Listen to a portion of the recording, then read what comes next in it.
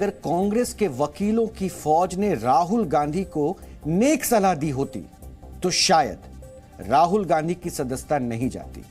आप यकीन मानिए, उनके पास एक लंबी चौड़ी लीगल टीम है और वो अगर सही सलाह दे गई होती तो शायद इतनी फजीहत नहीं होती।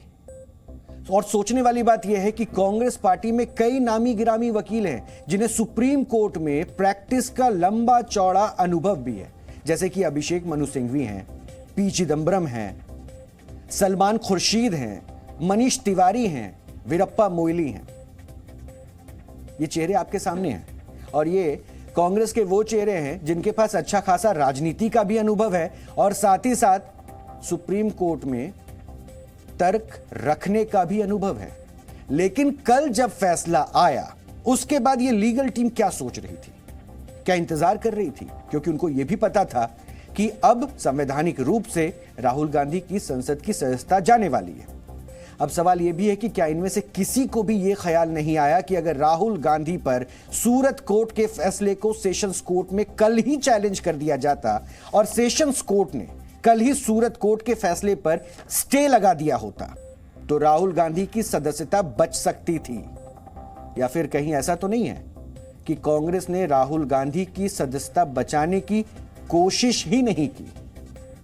वरना यह वही कांग्रेस है जिसके नेता पवन खेड़ा ने जब पीएम मोदी के पिताजी पर विवादित टिप्पणी की थी तब पवन खेड़ा के खिलाफ गिरफ्तारी वारंट निकल गया था और एक ही घंटे में पवन खेड़ा को सुप्रीम कोर्ट से अग्रिम जमानत इन नेताओं ने दिलवा दी थी जो बड़े वकील हैं। इसलिए यह बात समझ से परे है और शायद यह बात अब आप भी पूछ रहे होंगे कि अपने युवराज की संसद सदस्यता को बचाने के लिए कांग्रेस ने जल्दबाजी क्यों नहीं दिखाई? क्यों आखिर वो शांत हो गए? 2 साल की सजा थी, संसद की सीट सांसद के रूप में छुट्टी होनी थी, लेकिन यह सुनियोजित षड्यंत्र, सोची समझी साजिश कांग्रेस में किसने रची? राहुल जी, आपको समझना पड़ेगा, इसकी जड़ तक जाना ही पड़ेगा। कौन है जो छुटकारा पाना चाहते थे? कौन है जो बैटरी ऑफ लॉयर्स कांग्रेस में तो देखिए थी, राज्यसभा के सांसद और लोकसभा के इतने हैं जो बड़े नामी ग्रामी लॉयर्स हैं जी। क्या एक भी सही राय देने वाला कांग्रेस में नहीं बचा, मिला या जानबूझकर गलत रास्ते पे डाला गया? ये छुटकारा कौन पाना चाहता था? एक तो मैंने कहा वायनाड के लोगों को तो छुट्टी मिल गई, अमेठी वाले पहले पा चुके थे। वैसे कांग्रेस ने लेट कर दिया और लोकसभा सचिवालय की तरफ से राहुल गांधी को संसद सदस्यता रद्द होने का नोटिस मिल गया, यानी ये नोटिफिकेशन मिल गया। और अब मैं इस पेपर को रख रहा हूं क्योंकि अब कुछ और पन्ने हैं जिनको लेकर अब आपके सामने आऊंगा, क्योंकि इस पन्ने की पूरी कहानी आपने जान ली। अब राहुल गांधी को उनकी सांसदी सिर्फ और सिर्फ ऊपरी अदालत ही वापस दिलवा सकती है, यह भी आप समझ लीजिए। कैसे दिलवा सकती है यह हम आपको बता चुके हैं, लेकिन इसमें भी कई पेच हैं।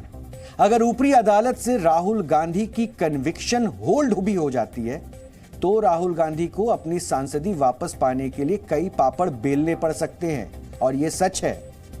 इसमें भी कई पेच हैं, इसलिए हम आपको एक ताजा उदाहरण देते हैं। इस उदाहरण को समझाने के लिए भी एक कॉपी है, वो भी आपको दिखाते हैं, क्योंकि इसी वर्ष 11 जनवरी को एनसीपी सांसद पीपी मोहम्मद फैजल को लक्षद्वीप की एक अदालत ने हत्या के प्रयास के मामले में दोषी ठहराते हुए 10 वर्ष की सजा सुनाई थी। दोषी और 10 वर्ष की सजा, जिसके बाद लोकसभा सचिवालय ने 13 जनवरी को अधिसूचना जारी करके सांसद मोहम्मद फैजल की लोकसभा सदस्यता रद्द कर दी थी।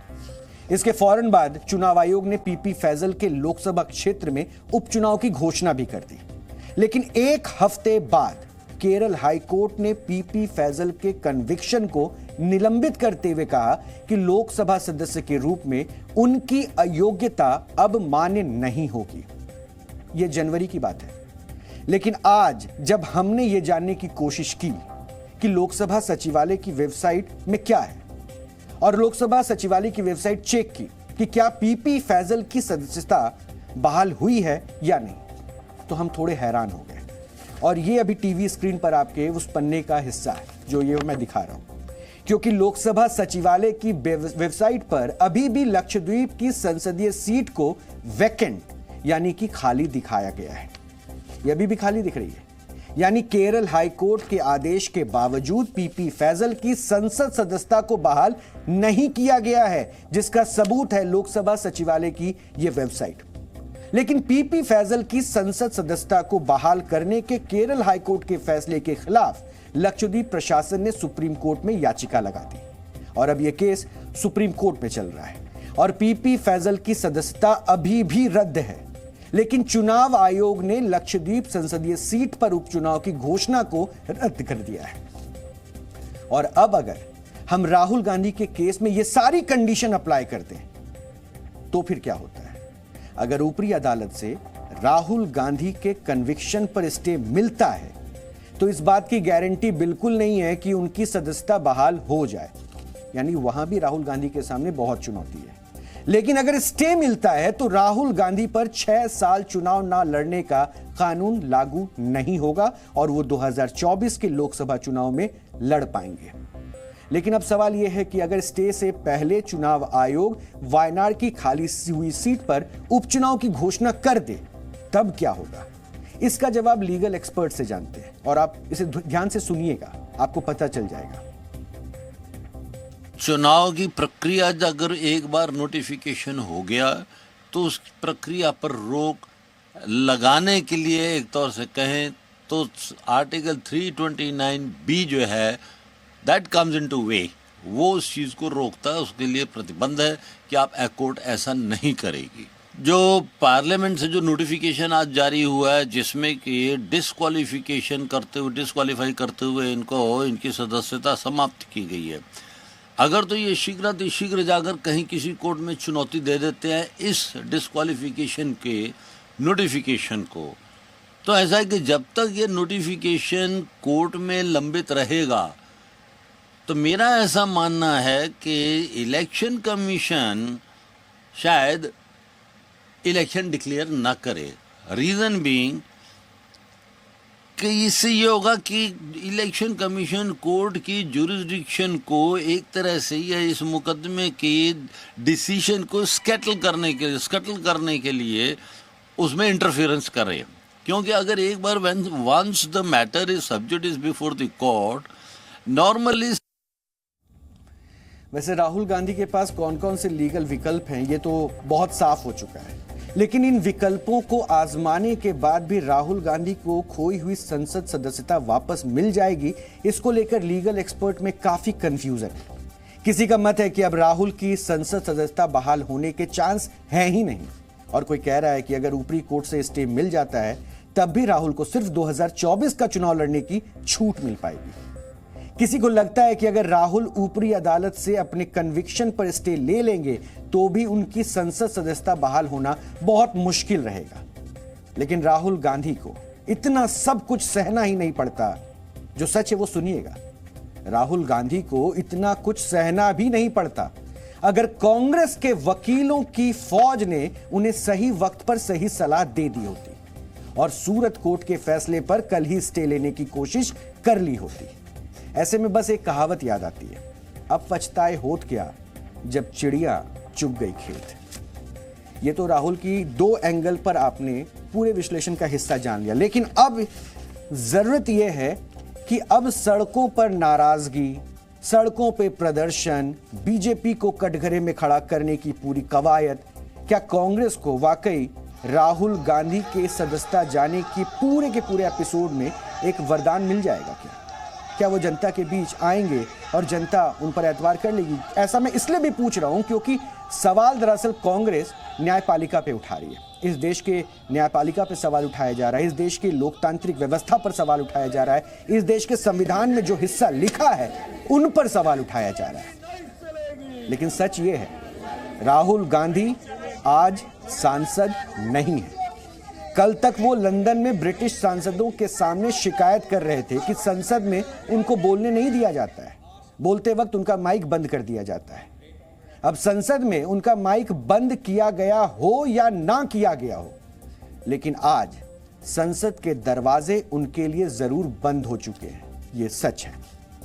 और भारतीय जनप्रतिनिधित्व कानून के अनुसार वो सजा पूरी करने के 6 वर्षों के बाद तक कोई चुनाव नहीं लड़ सकेंगे। राहुल गांधी सरकार पर संसद की गरिमा गिराने और अपनी आवाज दबाने का आरोप लगाते रहे और इसलिए आज अब हम आपको राहुल गांधी यानी सांसद जब राहुल गांधी थे उनका एक रिपोर्ट कार्ड दिखाते हैं। उनका रिपोर्ट कार्ड भी तैयार है और यह भी आपको आज जानना चाहिए क्योंकि उन्होंने बार बार कहा उनको बोलने नहीं दिया गया। वो कितनी बार बोलने आए और कितनी बार बोलने की उन्होंने पेशकश की और क्या वाकई वो बोलना चाहते थे, यह रिपोर्ट कार्ड से आप समझ पाएंगे क्योंकि जो आंकड़े अभी हम आपको दिखाएंगे उन आंकड़ों को देखकर आप काफी कुछ समझ जाएंगे। वर्ष 2019 के आम चुनावों में राहुल गांधी अपनी पारंपरिक सीट अमेठी से चुनाव हार गए। सबने जाना था, हालांकि वो केरल की वायनाड सीट से चुनाव जीतकर संसद पहुंचने में कामयाब रहे और वहीं से आज उनका निलंबन हुआ है। लेकिन राज्य बदलने से भी संसद में उनके प्रदर्शन पर खास असर नहीं पड़ा क्योंकि वर्ष 2019 से 2022 में उनकी कुल उपस्थिति, जिसको अटेंडेंस कहते हैं, स्कूल कॉलेज में भी आपकी उपस्थिति बहुत जरूरी होती है और जब आप जनप्रतिनिधि होते हैं, संसद में पहुंचते हैं, तब तो इसका खास ध्यान रखना पड़ता है क्योंकि लाखों लोगों की उम्मीद आपसे होती है। और वर्ष 2019 से 2022 में उनकी कुल उपस्थिति सिर्फ 52% रही, यानी आधे वक्त वो संसद में गैर हाजिर रहे हैं, जबकि इस दौरान उनके पास पार्टी संगठन में भी कोई जिम्मेदारी नहीं रही है। किसी पद पर वो पार्टी संगठन में भी नहीं थे, वो सिर्फ एक सांसद ही रहे। लेकिन इसके बावजूद वो ज्यादातर वक्त संसद से गायब रहे। उनके इस प्रदर्शन को इसलिए भी खराब कहा जा सकता है क्योंकि इस लोकसभा में सांसदों की उपस्थिति का जो राष्ट्रीय औसत है वो है 79% यानी 79% और राहुल गांधी 52%। और उनके राज्य केरल के सांसदों की उपस्थिति का जो औसत है, क्योंकि राहुल वायनाड से सांसद है, इसलिए उनके राज्य केरल में जो उपस्थिति का औसत है वो है 84%, 84%। राहुल गांधी 52%। यानी राहुल गांधी बाकी सांसदों के आसपास भी नहीं टिकते हैं। सिर्फ उपस्थिति ही नहीं, राहुल गांधी सदन के अंदर चर्चा से भी बचते रहे हैं और यह भी इस रिपोर्ट कार्ड में है। और 17वीं लोकसभा में उन्होंने सिर्फ 6 डिबेट्स में ही हिस्सा लिया, जबकि राष्ट्रीय औसत 41 का है और केरल के सांसदों का औसत रहा है करीब 69 का। यानी केरल के सांसदों ने औसतन 69 डिबेट्स में हिस्सा लिया, जबकि राहुल गांधी सिर्फ 6 चर्चाओं में शामिल हुए। इस रिपोर्ट कार्ड के इस हिस्से में आप अपने आप से एक सवाल पूछ सकते हैं, क्या वाकई तब कहा जा सकता है कि सदन में मुझे बोलने का मौका नहीं दिया गया या माइक बंद कर दी गई क्योंकि ये बातें राहुल गांधी विदेशों में जाके बोलते थे? उनकी मौजूदगी और डिबेट में हिस्सा लेने का वो आंकड़ा इसलिए हम आपको बता रहे हैं। यही नहीं, राहुल गांधी ने इस दौरान कुल 93 प्रश्न पूछे हैं। ऐसा नहीं कि उन्होंने सवाल नहीं पूछे, 93 प्रश्न भी पूछे, जबकि राष्ट्रीय औसत क्या है ये अब जान लीजिए। राष्ट्रीय औसत रहा 169 प्रश्न का और केरल के हर सांसद ने इसी दौरान औसतन 223 प्रश्न पूछे हैं। 223, 223। राहुल गांधी ने कितने? 93। यानी राहुल यहां भी बाकी सांसदों के काफी पीछे रह गए। इतना ही नहीं, 17वीं लोकसभा में राहुल गांधी एक भी प्राइवेट मेंबर बिल पेश नहीं कर पाए। इस दौरान 2 सत्र में तो उनकी उपस्थिति शून्य रही, एक दिन भी नहीं पहुंच पाए राहुल गांधी। यानी इन दोनों सत्रों में वो एक दिन भी संसद में नहीं पहुंचे, जबकि 2 सत्र ऐसे थे जिसमें उनकी हाजिरी 40% से भी कम रही। और यह तब है जबकि राहुल गांधी विदेश में भारत के लोकतंत्र पर खतरा होने का आरोप लगा चुके हैं और संसद में उनकी आवाज दबाए जाने का रोना भी रो चुके हैं।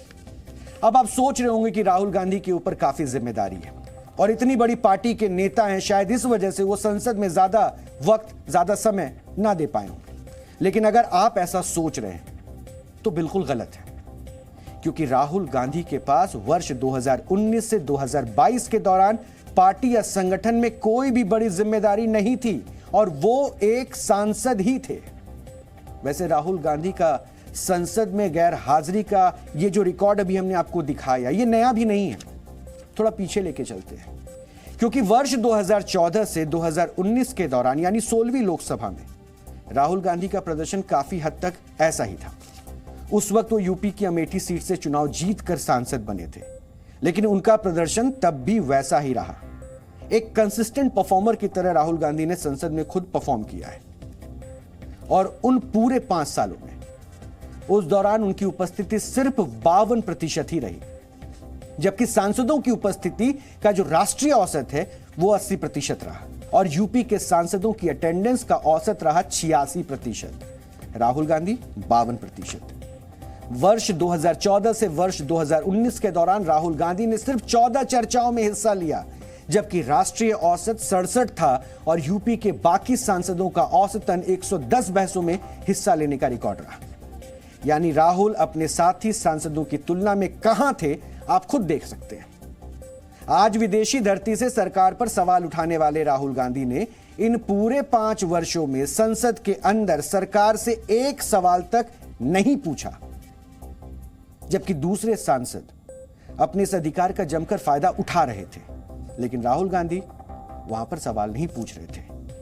अब आपको राहुल गांधी की 15वीं लोकसभा का रिपोर्ट कार्ड भी दिखा देते हैं। थोड़ा और पीछे लेके चलते हैं। 2014 तक तो आपने जान लिया, लेकिन उससे पहले मनमोहन काल के दौरान वर्ष 2009 से 2014 के दौरान सदन में उनकी कुल उपस्थिति सिर्फ 43% थी, 43, यानी आधे से भी ज्यादा वक्त वो गैर हाजिर रहे। और इन 5 वर्षों में राहुल गांधी ने सिर्फ 2 चर्चाओं में हिस्सा लिया और इस पूरे 5 वर्षों में उन्होंने प्रश्नकाल के दौरान ना तो एक भी सवाल पूछा और ना ही एक भी प्राइवेट मेंबर बिल तक संसद में पेश कर पाए। ये राहुल गांधी के बतौर सांसद पिछले 3 टर्म्स का लेखा जोखा है और उनका यह रिपोर्ट कार्ड बताता है कि वो संसद के बाहर तो आवाज दबाए जाने का आरोप लगाते हैं, लेकिन संसद के अंदर वो चर्चाओं से दूरी बनाकर रखते हैं। राहुल गांधी वैसे तो सरकार पर सवालों से बचने का आरोप लगाते हैं, लेकिन जब संसद के अंदर मौका मिलता है तो वो सवाल पूछते ही नहीं है। यानी विदेशी धरती पर उनके आरोप संसद में उनके अपने प्रदर्शनों से मेल नहीं खाते हैं।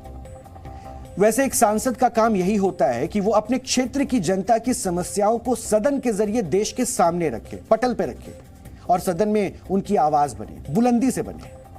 लेकिन जरा राहुल गांधी का जो रिपोर्ट कार्ड आपने देखा, ध्यान से अगर उसे देखिएगा और सोचिएगा, तो इस नाते वो अपनी जिम्मेदारी और सांसद होने के कर्तव्य को ठीक से नहीं निभा पाए, ये बात आप भी महसूस करेंगे। और शायद इसलिए आज जब वो खुद को सत्य का सिपाही और शहीद बता रहे हैं, तब सरकार ने उनके प्रदर्शन की याद दिलाते हुए उन्हें आईना भी दिखाया। और इसलिए अब जरा राजनीतिक प्रतिक्रिया आप सुन लीजिए। राहुल जी कहते थे दुर्भाग्य से सांसद हूं, unfortunately I am an MP. So उनको जो एक दुर्भाग्य लगता था आज उससे भी मुक्ति मिल गई है। उनके साथ साथ वायनाड के लोगों को भी इससे छुटकारा मिल पाया। इतने लंबे समय से जो लोकसभा के सदस्य हों, ना कभी अमेठी के लिए 5 वर्षों में एक सवाल पूछ पाए 2009 से 14 तक, और इतने वर्षों में मात्र 21 डिबेट्स में भाग लेना तो अपने आप में दिखाता है कि वर्ष उतने हो गए लेकिन उतनी डिबेट्स में पार्टिसिपेट नहीं किया। एक भी आज तक प्राइवेट मेंबर बिल तो लाने की बात दूर, लेकिन अपनी ही सरकार में 2013 में ऑर्डिनेंस को बड़े चौराहे पर फाड़ देने का काम और नॉनसेंस बोलने का काम ये श्रीमान राहुल गांधी जी ने किया। वो सदा अपने आप को संसद से ऊपर, सदन से ऊपर, सरकारों से ऊपर, देश से ऊपर और न्याय व्यवस्था से ऊपर समझते हैं। और इस सेंस ऑफ एंटाइटलमेंट की जो बात कही, ये अपने आप में उन पर लागू होती है। इस विश्लेषण में हर हिस्से को अब आपके सामने रख रहे हैं और बहुत सारे सवालों का जवाब अभी आपको मिल भी चुका होगा, क्योंकि ये अनफॉर्चुनेट नहीं है। हम फॉर्चुनेटली इस पर रिसर्च करते हैं और उसके बाद वो विश्लेषण आपके सामने लेकर आते हैं। आपने राहुल गांधी का बतौर सांसद रिपोर्ट कार्ड तो देख लिया, लेकिन अब आपको कांग्रेस पार्टी के उनके योगदान के बारे में भी आज जानना चाहिए कि उन्होंने कांग्रेस पार्टी में कितना अहम योगदान निभाया है। राहुल गांधी वर्ष 2004 में पहली बार यूपी की अमेठी लोकसभा सीट से सांसद चुने गए। इसके बाद वर्ष 2009 और 2014 में भी वो अमेठी से सांसद चुने गए, जबकि वर्ष 2019 में वो केरल की वायनाड सीट से सांसद चुने गए। वर्ष 2007 में राहुल गांधी को कांग्रेस का महासचिव चुना गया। इसके बाद वर्ष 2013 में वो कांग्रेस पार्टी के उपाध्यक्ष और वर्ष 2017 में अध्यक्ष चुने गए। राहुल की जिम्मेदारी बढ़ गई। राहुल गांधी कांग्रेस की कमान संभालने वाले गांधी परिवार के छठे सदस्य थे और उनके पहले मोतीलाल नेहरू, जवाहरलाल नेहरू, इंदिरा गांधी, राजीव गांधी, सोनिया गांधी भी कांग्रेस अध्यक्ष रह चुके थे। यानी गांधी परिवार की हर पीढ़ी से कोई ना कोई सदस्य कांग्रेस अध्यक्ष रह चुका है। लेकिन वर्ष 2013 यानी राहुल गांधी के संगठन में महत्वपूर्ण जिम्मेदारी संभालने के बाद से अब तक कांग्रेस का प्रदर्शन सुधरने की जगह उल्टा खराब होता गया। यह भी जानिए, क्योंकि वर्ष 2013 में भारत के 13 राज्यों में कांग्रेस की सरकार थी, लेकिन आज कांग्रेस सिर्फ 3 राज्यों राजस्थान, हिमाचल प्रदेश और छत्तीसगढ़ में ही शासन कर रही है। 2 अन्य राज्य हैं बिहार और झारखंड, जहां पे कांग्रेस अन्य पार्टियों के साथ गठबंधन करके सत्ता में है, यानी उसे अपने से जूनियर पार्टियों का जूनियर पार्टनर बनना पड़ा है। वर्ष 2009 के आम चुनाव में कांग्रेस पार्टी को 206 सीटें मिली थी, लेकिन वर्ष 2014 के लोकसभा चुनाव में वो मात्र 44 सीट पर ही सिमट गई।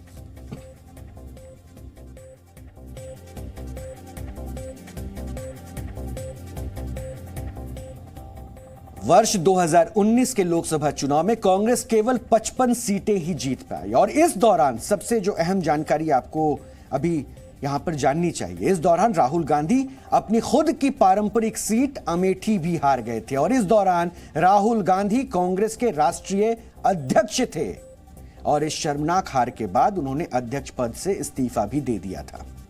इसी तरह वर्ष 2021 के पश्चिम बंगाल विधानसभा चुनाव में कांग्रेस पार्टी एक भी सीट नहीं जीत पाई थी, जबकि कांग्रेस ने कुल 91 सीटों पर अपने उम्मीदवार खड़े किए थे। वर्ष 2022 यूपी चुनाव, यहां भी कांग्रेस ने बहुत कोशिश की, बहुत ताकत दिखाने की, पूरी क्षमता लगाने की कोशिश की और यहां भी सिर्फ 2 सीटें ही कांग्रेस जीत पाई।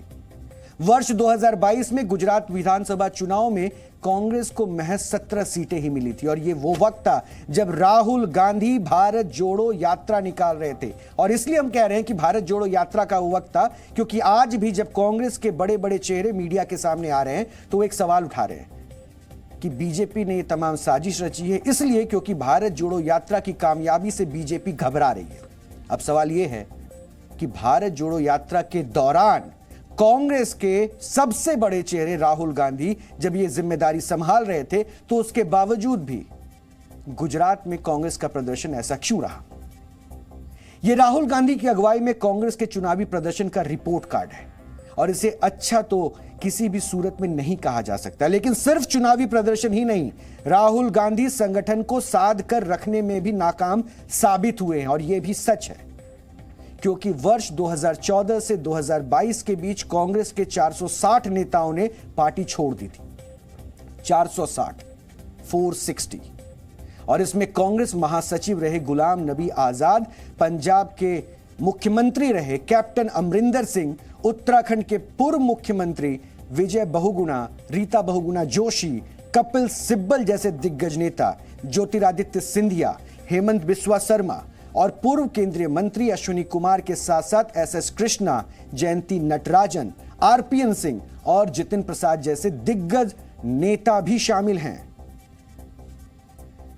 इतना ही नहीं, इसी दौरान 177 सांसद और विधायकों ने भी कांग्रेस छोड़कर दूसरे दलों का दामन थाम लिया, जिस वजह से मध्य प्रदेश और कर्नाटक जैसे राज्यों में कांग्रेस की बनी बनाई सरकार नहीं चल पाई। यही नहीं, गोवा में सबसे बड़ी पार्टी होने के बावजूद वो सरकार नहीं बना पाई। यह कांग्रेस के लिए चुनौती रही।